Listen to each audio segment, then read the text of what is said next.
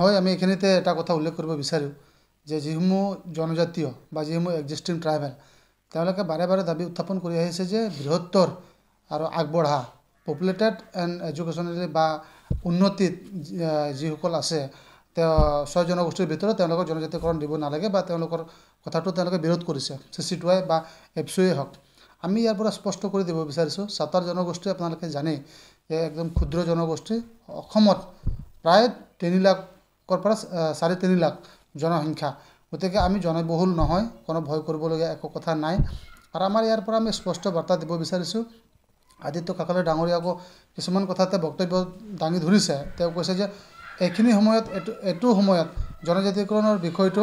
চৰকাৰে আনিবই নালাগে কিন্তু আমি এইখিনি সময়ত এটোকে দাবী জনাব বিচাৰিম বা প্ৰতিক্ৰিয়া প্ৰকাশ কৰিব বিচাৰিম যদিহে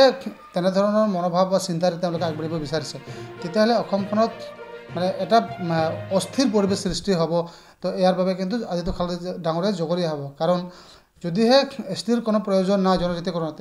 তেতিয়াহ'লে আদিত্য কাকলেৰ দৰে বা CC2R যিসমূহ অন্তৰ্ভুক্ত জাতি আছে তেওঁলোকে জনজাতিকৰণৰ মৰ্যাদাটো তেওঁলোকে এৰি দিব লাগে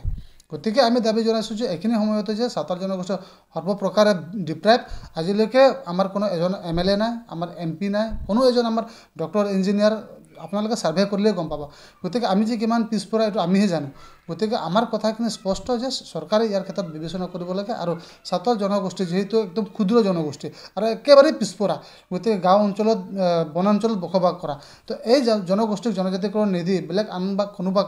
দিব এটো আমি ভাল পাইছোঁ কিন্তু সাঁওতাল জনগোষ্ঠী বাদ দি এইবিলাক বা বেলেগ জনগোষ্ঠী জনজাতিকৰণ কৰাটো কেতিয়াও সম্ভৱেই নহয় গতিকে আমি সকলোকে আহ্বান জনাইছোঁ যাতে সাঁওতাল জনগোষ্ঠীৰ প্ৰতি কোনো ভয় ভাবুকি কৰিব নালাগে বা আপোনালোকে কোনো ধৰণৰ শংকা প্ৰকাশ কৰিব নালাগে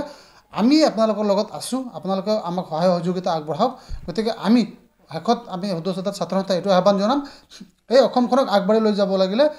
সকলোৱে মিলা প্ৰীতিৰে চলিব লাগে বা ভাতৃত্ববোধেৰে চলিব লাগিব অন্যথা এই অসমখন যে বৰ অসম গঢ়িব নোৱাৰে বা বৰ অসম হ'ব নোৱাৰে সেয়া নিশ্চিত গতিকে ছাত্ৰসন্থাৰ এটাই আহ্বান যে জনজাতিকৰণ বিষয়টো চৰকাৰে বিবেচনা কৰি দিল্লীলৈ সাঁওতাল হিচাপে জনজাতিকৰণৰ বিষয়টো প্ৰতিবেদন প্ৰেৰণ কৰিব লাগে সেয়াই আমাৰ দাবী